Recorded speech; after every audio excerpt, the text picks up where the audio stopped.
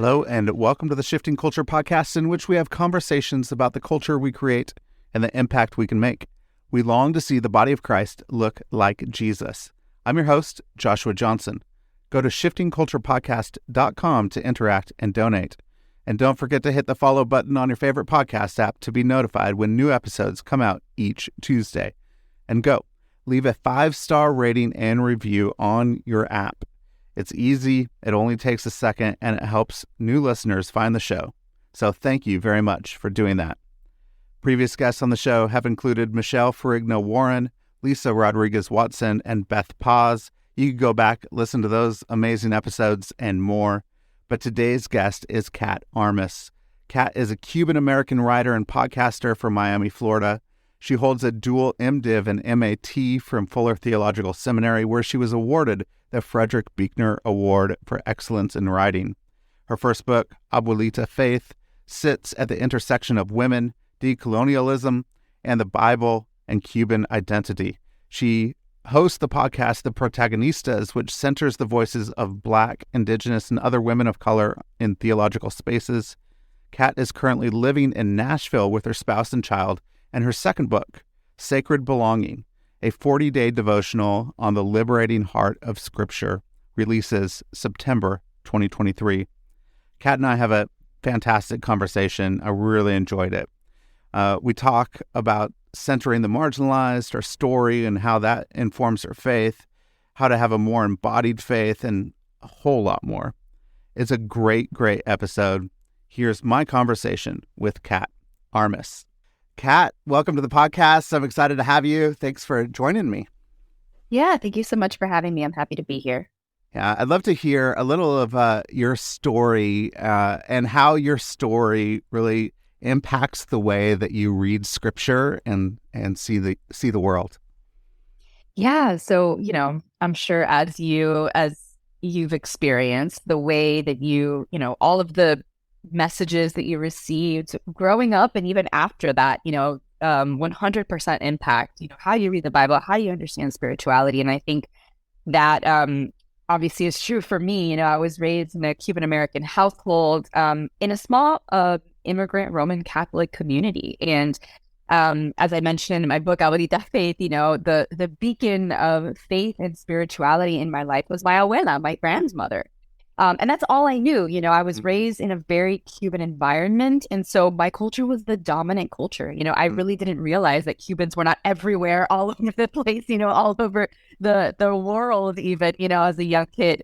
And all of my teachers and everyone, was from my culture. And if not Cuban specifically, from the broader Latinx, community. Yeah.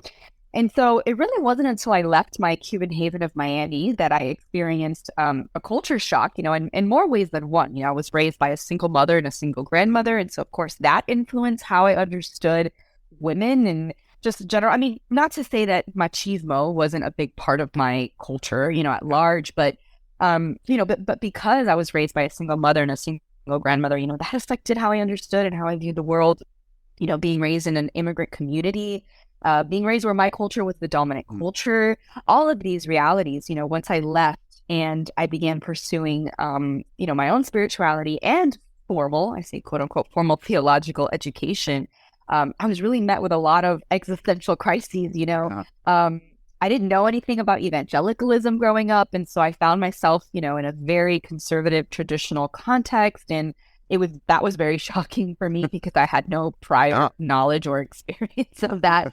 And so as a woman, to be told to submit and to be told all of these things, which again, being raised by a single mother, my mom was the provider and, the mother and the father. And so was my grandmother. And so, yeah, it was a lot of things, and again, to go from an immigrant community to where, the dominant culture was white culture and, white European, as far as spirituality, white European theology and all of these things. And so, yeah, it was just very, again, just shocking for me. And I began to experience a lot of just internal crises. Like, wait a minute, all of these things of what I'm being taught are how to be close to God or how to commune with God or how to experience the divine. and they're just not in line with a lot of just how I experienced God growing up. And so I began to really question my childhood, my culture, everything about myself. I began to really question it. And that's where I began sort of my journey of discovery of really, trying to reconcile these two things. And, that's where I began to ask all these questions and challenge all of the things that I was being taught. And that's when I realized, sort of the central, or not realized, but that's when I began asking the central question in Abuelita Faith that, what if the greatest theologians the world has ever known are those whom the world wouldn't consider theologians at all? And that was inspired by my wrestling with my abuela, with my grandmother, as my, primary theologian. So, yeah. So as you're growing up with that, you have your primary theologian as your grandmother in the home, and then you move from Roman Catholicism to becoming a Protestant. I think oftentimes, even with Martin Luther, all the way to present day, a lot of times what we do is we see something that doesn't jive with us, and then we do a big old pendulum swing to the other side. And sometimes we don't actually course correct back to center. We go totally opposite. Right. How did you actually work out your upbringing, the good things about what you've found in your grandmother's faith, and then your new evangelical culture, and how do you take the good things of that and then bring a balance to that in your own life? Yeah, that's a great question. I think that's a journey, and like you said, we pendulum swing until we figure out sort of how to hold all of the things together.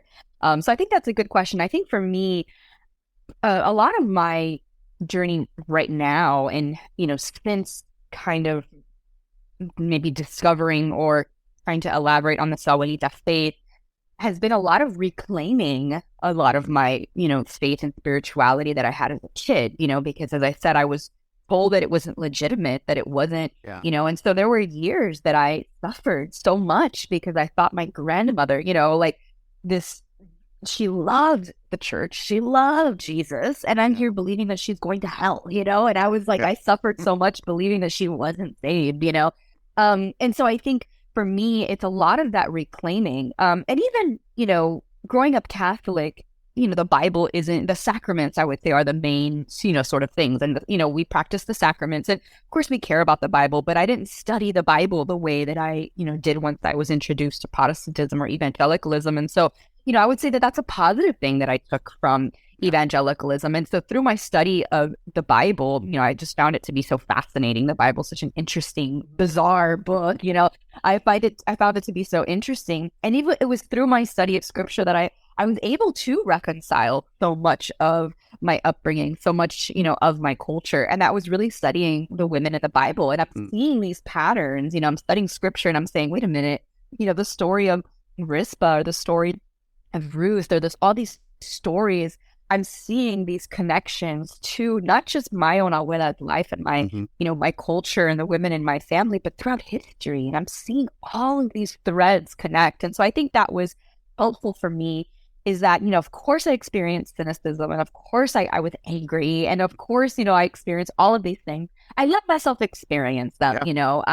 I thought it was important for me to just sit, I was angry for years, very angry. But I used that anger to just continue to dig and continue to search and continue to question and continue to find. I didn't use that anger to shut myself off. But, I think anger can be a positive thing in some ways, not always. I think, anger can be destructive and, but anger can also be, I think, a good tool if we use it wisely.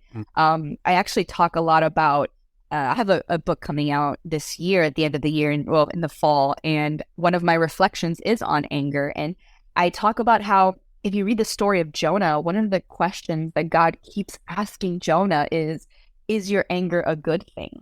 And we tend to, when we read that question, we tend to think that God is like being like, is your anger a good thing? But, I kind of question that. I say, well, what if God is asking that in an inviting tone? Like, what if God is genuinely inviting Jonah to wonder if his anger is a good thing? And what if that, can, maybe in some ways it was, maybe in some ways it wasn't, or maybe in some ways that anger started off as a not good thing and then led to be a good thing, right? Or vice versa, whatever.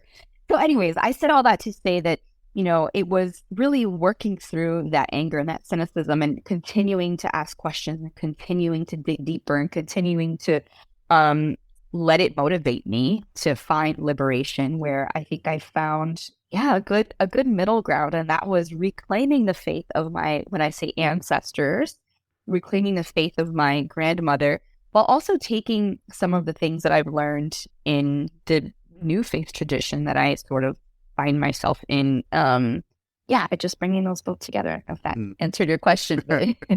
I think that's good. And I'd love to just pull on that anger thread. I think when we're, help me as somebody that when I view injustice and I see some injustice and I get angry, I often want to do something about it. And what I want to do is I want to help the marginalized society, the places where injustice is happening.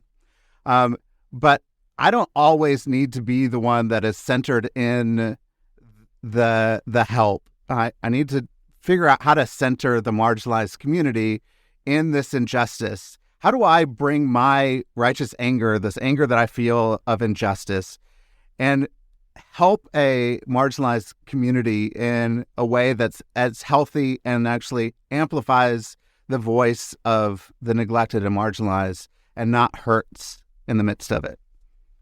Yeah, no, that's a great question. I think one that we're always all constantly wrestling with, and I think it changes, right? I think that's how we live that out is, I think, contextual. I think it all just depends on who your community is, what your context is, what connections you might have, what your platform looks like, and so I think it all just depends from person to person. But something that I like to sort of reflect on is I'm really big on, recognizing and naming the Abuelita theologians in my life. And doesn't necessarily have to be, immigrant women, but just the overlooked, unrecognized, theologians in my midst. And I like to know who they are, right? And have a relationship with them. And it's not just this, ethereal sort of, because that's what we do with all communities, right? Like the Latino community, the Black community. And we're all so diverse and we all have, such different experiences.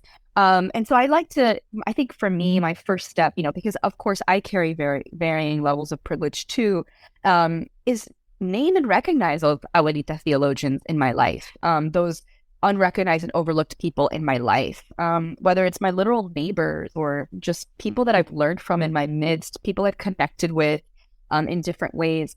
And it starts from, really what I like to say is naming them, knowing them, and then also just like saying nothing and learning from them, right? Like literally them not offering anything. For example, I have this one neighbor, her name is Jessie. She's been in the community for, years, been in our community. And when I moved in here a couple of years ago, and whenever there's something happening in the news or some fight on Twitter, I'd love to just like get her opinion on it. I'm like, what do you think about this, Jessie? Like, you've been here for a long time. She's an older Black woman. Like, she's been in a struggle for a long time. And, in many ways, I carry so many privileges. I'm so privileged compared to my friend and my neighbor. And we just sit and we talk. And I consider her, a Abuelita theologian in my life, and a lot of times it requires me not necessarily saying or doing anything, but me offering, myself as just a person, in mutuality. And I say that because in those of us with varying levels of privilege, we want to be the ones to quote unquote help, or be the ones to, just be the leaders, or that, I like say in Abuelita Faith that Jesus was a good guest. He wasn't necessarily the host of a party. He wasn't necessarily the one, telling folks what to eat, what to talk about, or, he was just sitting as a guest. And I think that that's really important for many of us in this journey. Like, where can we be a guest? Where can we just sit and learn and receive in mutuality, where we're not necessarily positioning ourselves as the ones with the supreme knowledge or positioning ourselves as the ones that have to necessarily, quote unquote, do something, right? And so sometimes I just sit and I listen. And in that, I'm able to then, do whatever I need to do in my midst, whether it's, offer any sort of service that I need to offer to my friends in the neighborhood, or whether it's, vote a specific certain way, but it really requires me just recognizing and naming those Abuelita theologians, and then just like doing nothing but listening for a good long time. So I know what the needs are, right? Because a lot of times we assume when we, speak of the marginalized in a sort of broad sense, we assume we know what the marginalized need. I mean, that's the problem with, so many short-term missions, right? Yep. We show up somewhere and we say, what you need is a new, building. But maybe they don't need a new building. Like when we show up and we say, what you need is this. And a lot of times it's not what the folks need, And so I think it just starts with being a good guest, as Jesus was. I love that. What does it look like to be a good guest in your neighborhood, in the places? And I think one is, first to be like Jesus and, in John 1, and to move into the neighborhood, Yes. The word became flesh. And I saw one of your writings, I think, in Made for PAX, you talk about John 1 and the different translation from English and Spanish. And Spanish is what? What did you say? Oh, and John, what in the beginning was the verb. And that doesn't that change everything for us? Oh yeah. I mean, that's what English speaker, you think the words, like we're gonna have an intellectual assent of something. We're going to write something, but the verb is an action word. Yeah, it's so different. It's so different. Going back to the God moved into the neighborhood, that's the way that the message translates it, which I love, and the word became flesh, and the message says, God moved into the neighborhood. I actually, in my upcoming book, have a whole reflection on that specific thing, because I think it's such a perfect way to describe it. And, yes, it's similar to the Spanish translation, where that's how I understood it growing up. Jesus was a verb, Jesus was an action, Jesus was the action of God. It wasn't something that lives in your mind, an intellectual endeavor. It wasn't a knowledge, a heady knowledge, but it was a bodily, embodied reality, and I think that's so much of what I wrestle with in Abuelita Faith. What is theology? Well, theology is using your hands and your body. Theology is dancing, and theology is sewing, and theology is setting the table. Those are all ways that we theologize, not just reading and whatever else. I mean, that's good too. I love the academy. I have several master's degrees, but I think it also requires for us to be embodied. Yeah. So for somebody that has a little less rhythm in my body than maybe the Cuban Americans that you grew up with, how do I become more embodied in my theology and my faith and the wisdom that I find? What does it look like to move from the head into the body? Yeah, well, I think it begins with just being in touch with your body. I think so many of us, we have this mind-body duality, that the way that we view our minds and our bodies, that they're so separate. But I think it starts with just sort of integrating the two. It starts with not seeing those as separate, but we are our bodies. My body is me. I actually did some research on the vagus nerve. Again, for my upcoming books, everything that I think about is about my upcoming books. So forgive me for, all of these tangents, but I did some research on the vagus nerve, and I think what's incredible is that they found that the vagus nerve, it's, travels throughout your entire body, from your head all the way down to, all your organs, everything. It's like this incredible nerve. And it's the nerve that communicates information from our body to our brains. But what's interesting is that the communication, we talk about how our brains talk to our bodies, but what they found with the vagus nerve is that information travels up to the brain. And so it's the body that talks to the brain, meaning that everything that happens it's experienced first in the body, and then the brain catches up. So really, I mean, it's everything starts with the body. And when I think about, what that means spiritually, you think about, Jesus's body was central to everything. I mean, we practice our Christianity because of Jesus's body literally dying on the cross. And then Jesus says, eat my flesh, drink my blood. Like, this is very bodily. Obviously, in that sense, he meant spiritually, but it's still a very physical, embodied image, right? And so I think it just starts with seeing the mind and body as one, connecting to your body, knowing what your body's feeling, knowing what your body's experiencing, knowing the emotions that are coming from your body, and being really in tune with them.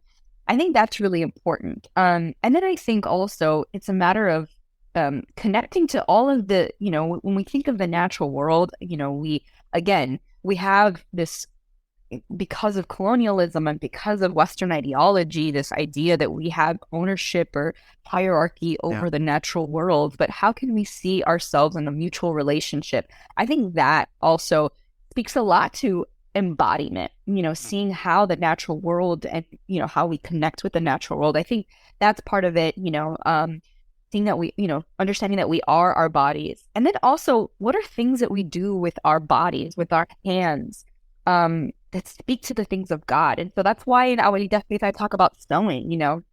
I don't sew the way that my grandmother sewed, but that for her was, would I argue, a spiritual reality. I mean, she sewed to provide, and she sewed, to do to provide for our family and to, serve the community, but she used her hands. So I argue that in that she loved and she served and she did so many things, as we see in scripture, right? Tabitha sewed, and she was considered a disciple, right? She was considered, I mean, they called on her to resurrect her, like that's how important she was in the community.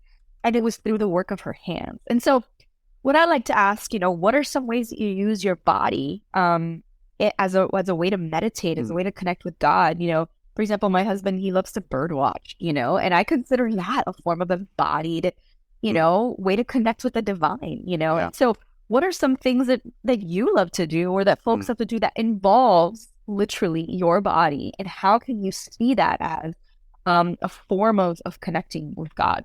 Yeah, I love the first gift of the Holy Spirit mentioned in the Bible was to produce artisans and craftsmen to make the tabernacle, is to actually use your gift to make something, use your body to create some sort of beauty for a poor migrant community in the desert, right, on food assistance, because they needed manna every day, and needed this embodied beauty to be able to walk through and see the divine in the everyday.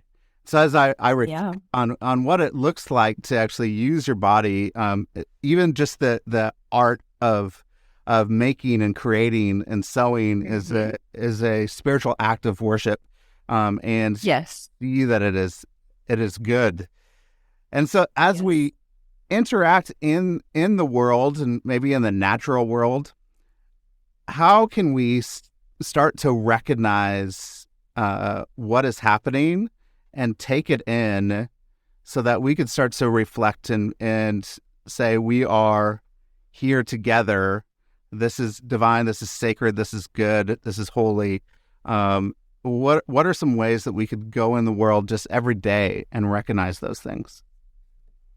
Yeah. So one of my favorite, sort of things that I find in scripture are times when, and it happens a ton, it happens to Jacob, and it happens to Moses, and it happens, to several different patriarchs, that they'll be hanging out and doing something, sleeping, in Jacob's case, and, I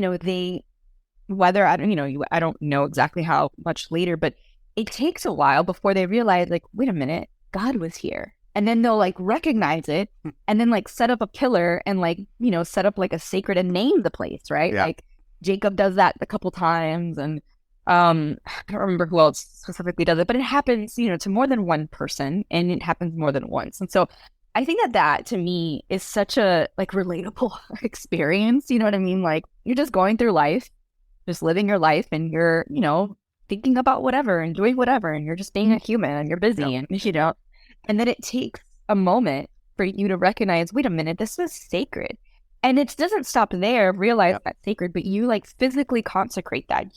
Whether it's, I love something that I started doing is just, if that happens, set up a little tiny altar, like I get little stones or just a little tiny thing of remembrance. Remember, wait a minute, that moment was sacred, whether it's physically where it happened or even, just writing it down or commemorating, consecrating that moment, that thing as sacred. And so I think it requires us to pay attention. I think it requires, I know the whole idea of being present is like a buzz, idea now, and we kind of just throw it around. But really, it just requires us to be expectant that God is in every moment, in every situation. Because we see that in the Bible. I mean, people didn't think God would be there. And then they're just kind of going about their day. They're like, whoa, wait a minute, And so I think, imagine if we kind of lived that way, and we physically did things to remind us of that. And then I think that becomes a spiritual practice, and it kind of becomes second nature. And I know for me, as I'm going about my day and I think, oh, wait a minute, God is here. That happened to me yesterday. I was at the park with my kid, and, it's just a regular day. And, I had to stop and think, wait a minute, this is a sacred moment. Like I'm out here and there's birds and, my kid's playing in the grass. Like it just felt like a sacred moment. And so, I just wanted to remember that. And I came home and I just wrote a little note to myself with a little date. And I said, remember that this moment is sacred, And so I think that that's a way that we can connect with the natural world, just in general, pay attention and then give ourselves like physical reminders so that, we can actually remember, I think remembering is really important. Humans forget. We're good at forgetting. We're good at forgetting the faithfulness of God. We're good at forgetting the stories of women. We're good at forgetting a lot of different things, right? And so to have those little altars of remembrance, what would be a practice of us starting to remember things, especially when we're in the midst of struggle and where we've forgotten the divine moments and the holy moments, the goodness and faithfulness of God? Yeah. Well, it's funny because remember is like a central theme in the Hebrew scriptures. God is always like, remember, who you are, remember who you came from, remember the things that God did for you, remember. And in many ways, what I love is that when God tells folks to remember, it's so that they don't do the same things that were done to them, right? Like, remember you were oppressed in Egypt so that you do not oppress, right? Like, and I just love that detail because it's not just like, oh, like this. Remember, no, it's remember so that you can better serve, so that you can, enter into wholeness into yourself. Remember so that you don't turn into the very thing that I saved you from, into the very thing that you hate. And so that's just like a side note. I love that. I love that God is so intentional in that way. And I think that that's like literally an invitation into wholeness, for all of us. But I think, some practices, as I mentioned, just doing physical reminders. I mean, one of the ways that I'm reclaiming, the faith of my ancestors, or the faith, my abuela's faith, is having these altars, having these little altars and lighting candles. And I have a devotion that I write about on the four elements, and there's so much power in including the four elements, and we see this in the Bible, including the four elements into your life. And so, fire, water, earth, wind. How can we literally invite the natural world into a relationship with us, and also a relationship with God? How can we have a holistic vision of, again, God being in all things, right? We believe that God is in all things. How can we invite all of that into a relationship, into communion, into our spirituality, right? Because our spirituality, again, as we talked about earlier, we tend to think that it's just in our minds. We tend to think our spirituality lives in what we think, but our spirituality lives in all the things, right? How we process our experiences, everything. And so I think, just again, those physical reminders. And then, taking it a step further, how can these physical reminders invite me into wholeness? How can it invite me into thinking about my neighbor? How can it invite me into, fighting for justice where I'm at, whether it's, sitting at a board meeting or sitting at a meeting, a community meeting, or whatever it is. I think that as God invites folks into wholeness for the sake of neighbor, how can we, as we remember and as we step into wholeness, then take that a step further for those around us. It starts with our families, and then it, kind of moves on from there. If we truly do believe that Jesus has come back to make all things new, and he's in the process of making all things new, that God is in all things, how does that actually change the way that we interact and view the world? It has to change the way that we live. Oh yeah. Yeah, definitely. Our relationship with everything, our relationship, I have this thing that I think about. I posted about it sort of recently, but we tend to think that talking about the weather is like this, what's the word? Shallow, like small talk, like talking about the weather is just something that we try to avoid, right? When we meet someone new, like, oh, this is like an awkward, way. But I've been thinking about that because I've been doing a lot of research on like ecofeminism and the connection between nature and women, the domination of nature and the domination of women. And I realized, how the weather is so interrelated into so many marginalized communities. I mean, people live by the weather. If the weather is not, if it rains too much, there goes your food supply. If it rains too little, there goes your food. I mean, literally the weather is sustenance. And for me, just realizing this, it was such a spiritual thing. And I know I probably sound like I'm going off on a complete tangent from what you asked, but it really, realizing this and realizing like, wow, for those of us who carry varying levels of privilege, for those of us in the Western world, we overlook so many things. We, because of the privileges that we have, and, to even think something like the weather is so minimal to us, right? It means nothing. I mean, sometimes, we have plans, whatever, the plans are ruined, but it just, it's something that it's so trivial. That's the word that I've been trying to find in my brain. It's so trivial to us. But for other folks, it is literally everything, right? And that really, so much of how I view, so many things, Obviously now I think talking about the weather, I've made it a practice to talk about the weather, and it not be like an awkward thing, because I'm like, no, this is a way for me to connect with others who are at the mercy of Mother Nature. This is a way for me just in my mind to remember all the time that, something that to me is trivial is not to literally the rest of the world almost. Yeah. And so anyways, you said like, this changes the way that we view things. And I think that, like if we're able to shift our mindset so that our experience is not, central, which is hard. I know that our experience is going to be essential because it's us, but, to also kind of shift even from how we talk about everyday realities. I think that, really does change how we experience and understand the divine, because people are praying, about they're doing dances, all these things, that the ways that others connect with God in so many different ways, whether it's like through the weather. And I think for me, it's been such a shift in me. And it starts with, recognizing, again, paying attention, recognizing that God is in all things, that all things are sacred. And also, like, how does my neighbor, even my neighbor across the world, experience God, and how can I honor that?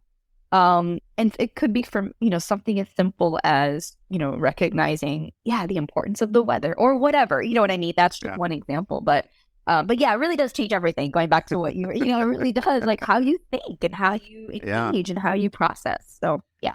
It feels a more natural way to live in the world.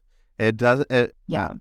When there's a big sacred secular type divide, it feels disjointed. It feels like I don't know how this part of my life actually intersects with this part of my life, Right. and so we're just actually grow up and we just have some Sunday morning Christians, and like that's my spirituality, and then my Right. spirituality doesn't actually go with me through the rest of the week.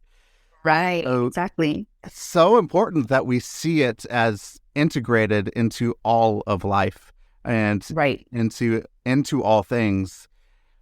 Is there, as you became a mother, Mhm. how did that change any of your reflection of the way that you saw your mother, your grandmother, the way that you were raised, and the theology, the spirituality that you have been given? Yeah, that's such a great question. Obviously something I think about so much. I think it's been hard and great in many ways. I would say it's been beautiful because I see this, sort of Abuelita theology, that's embodied theology inherently in my kid. Kids are embodied beings, and so I see this in my child, and I want to continue fostering that, fostering the relation. I mean, she has a beautiful relationship with her body, right? Because the world hasn't told her not to. And so I want to continue fostering that, and it teaches me, and I'm learning so much from it, and just the way I see how so much is passed on, right? In us, in who we are, spiritually and physically. But it's also been hard because, my family went through a lot of trauma. My Yeah. family experienced a lot of horrible things, and, in a lot of ways they weren't fully healed. And so, I look at my grandmother and her life and all the beautiful things that she passed on to me, this sort of embodied way of being and this way of experiencing God. But there's many ways that I see how my grandmother passed on, her trauma to my mother, who passed that on to me. And so that's been, hard. It's been hard to work through that and try to, really understand and accept that they did the best they could with the resources that they had. And so, I have to acknowledge that. But also, how can I do better, right? As a parent, how can I, how can I heal my colonial wounds and, heal the wounds that were passed on to me from exile and from all of these really hard things, but also the beautiful things about, because even in exile, my family has such a deep connection with their island, with Cuba, with our island. And like I write in Abuelita Faith, although I've never lived in Cuba, Cuba lives in me and it's a part of who I am, right? And so I want to pass on that to my kid. And at the same time, all of the damage of that exile did to my family. I want to make sure that I am healed so that I don't pass on those wounds to my kid. And so it's been beautiful and it's been hard, right? Yeah. As all things in life are. It's the beautiful tension between the joy and sorrow and pain and, all of those things and joy. And yeah. So anyways, I think it's been a lot of healing wounds that are still there. So, yeah. That's interesting. That's a good word for a lot of people, is to figure out how to heal the trauma so we don't pass it on to the next generation. Oh yeah. And you're going to recognize that. I think we all recognize it as parents of like, oops, this hurt from my life and my parents' life and my grandparents' life, my great grandparents' life has come in to this family, and I'm inflicting it on my child. It's so hard. As we then start to recognize those things and the places of trauma, are there some things that you've started to recognize, like, hey, this is a way to deal with that and start to heal from it once you recognize it within your own parenting? Yeah. Well, I think, as I mentioned, it starts with, what are the resources that my parents had? And again, as a single mom and a single grandmother, they didn't have many resources. As immigrants in a new country, they didn't have many resources. And that's why in Abuelita Faith, one of the central things I talk about is survival, right? Like survival is sacred and survival is holy in and of itself. Survival need not be spiritualized.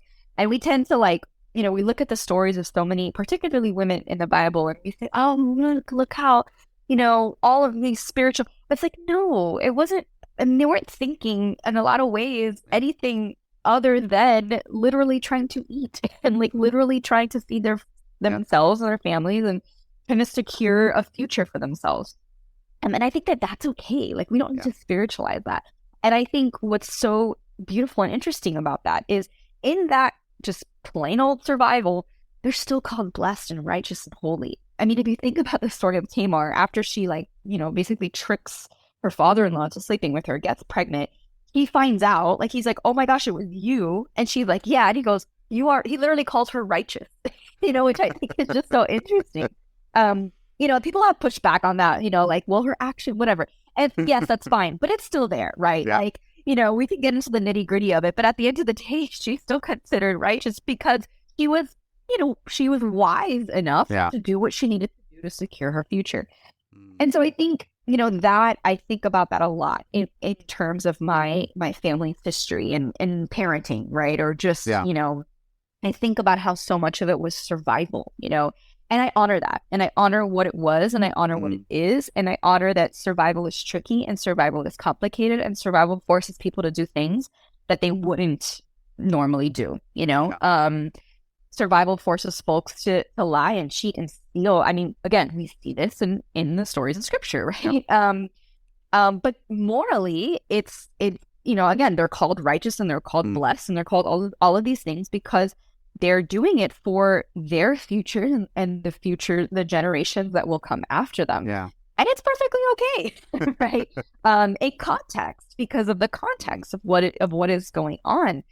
And so anyways, I think about that and I think about, processing so much of what I went through as a child. I want to honor that. But also, and I wrote about this on Instagram recently, I also want to be clear about something.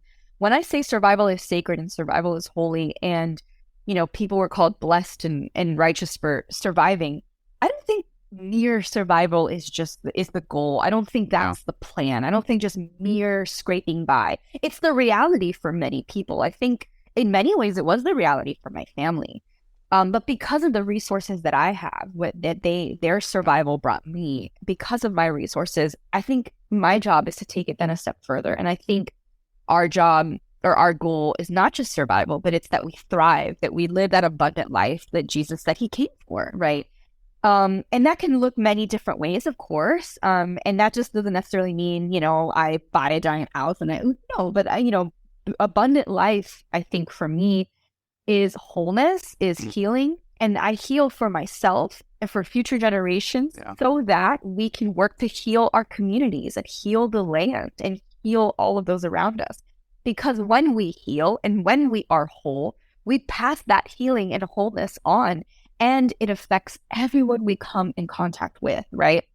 So it's a matter of me healing and wholeness, recognizing the survival that my family, the survival they enacted, but also taking it a step further. And how can I, now that with the resources that I have, be an agent of healing and wholeness to everyone around me, starting with my kid and also every single person, my neighbor, Jesse, just everyone around me, my extended family, and even offer that healing back to my mom, back to, there's an Indigenous teaching that says when you heal 7 generations forward, but also 7 generations back, which I think is so beautiful. You're not just healing for the future, but you're healing, you're literally healing wounds.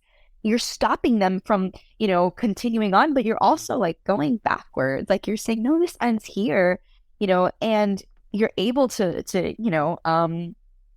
just make a change forward and backward and, in all sort of ways. So anyway, that's sort of but I think that's about beautiful. As a parent now. Yeah, that's so good. That's so good. If you could, go back to your 21-year-old self, what advice would you give? Oh my gosh. Wish I had more time to think about this one. Um, I, going off on this idea of healing, I think I was a complicated 21-year-old, I think I had a lot of feelings and a lot of emotions and a lot of things that I didn't understand back then. And so I think it would be to just give myself a lot of grace as a 21-year-old, just trying to figure life out, because life is just so complicated. And I think I thought I thought that things were linear. I think that you move forward and then you take the next step and then you make this career choice, and at least, but I've realized that now, I mean, not that I'm, so old and wise, but I've realized now that life is not linear. Time is not linear.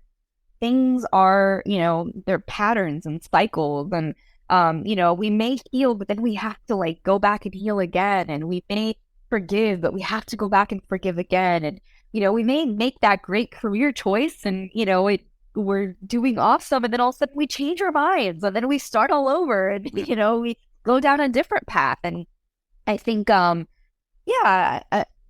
I get older, I realize that life is cycles of patterns and seasons. And, I think it would have been helpful to kind of rest in that reality years ago, instead of trying to make it to the next thing and then the next thing. And then, climbing up a linear mountain, in one direction. And that's not what life is. So, yeah. That's great. That's great. Anything you've been reading or watching lately you could recommend? Oh, that's a good question. I love TV shows. I've been watching The Last of Us. Wow. On HBO. Okay, that one's really good. It's a zombie apocalypse. I love anything zombie and horror. And then as far as reading, I turned in my manuscript a few days ago, and so I have not been reading a thing. And I just need a little break. That's good. That's good to have a break. Yeah. It's great. Yeah. How can people connect with you? Where would you want them to connect in to find your work, your podcast, anything that you're doing? Yeah, so katarmas.com is my website. You can sign up for a newsletter there that I'm not super consistent with, but I try and offer updates there. And then also on Instagram and Twitter, kat_Armas. And you'll find any information there. Great. Anything that you would love to leave the audience with? Just a lot of what we talked about. Go and connect with the natural world and, find God in that. And, stand outside without shoes on, or stick your hands in the dirt, or do whatever you need to do to remember that all of it is sacred. And I think that is a good first step in our healing and wholeness journey. Yeah. Well, Kat, this has been a fantastic conversation. So thank you for taking us on the journey of your story and your grandmother's faith, centering the marginalized and what it looks like to see and view the world through different lenses and eyes, to have an embodied faith, to see that God is in all things, that we could actually heal the trauma from our past, and that goes backwards and forwards. And so thank you for this conversation. It was a pleasure to talk to you, and a lot of wisdom was gleaned here. So thank you so much. Yeah, thank you so much for having me. It was so fun to chat.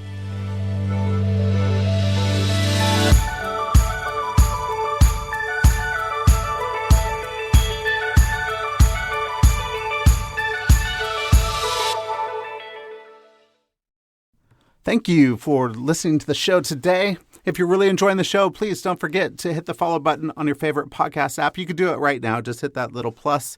And then I would love it if you would leave a rating and review on Apple Podcasts. So you could go right now to the show and leave a star rating and review, and let us know how you are enjoying the show. And find us on Facebook and Instagram. So if you want to connect, interact, I post a lot of quotes and different things that you could actually interact with the episodes, and let me know how you are enjoying the show. If you feel inclined to donate, there is a support the show link in the show notes, and it would send you directly to a page where you could donate so that new episodes can be produced for your enjoyment. So thank you so much for listening, and I hope you have an incredible week.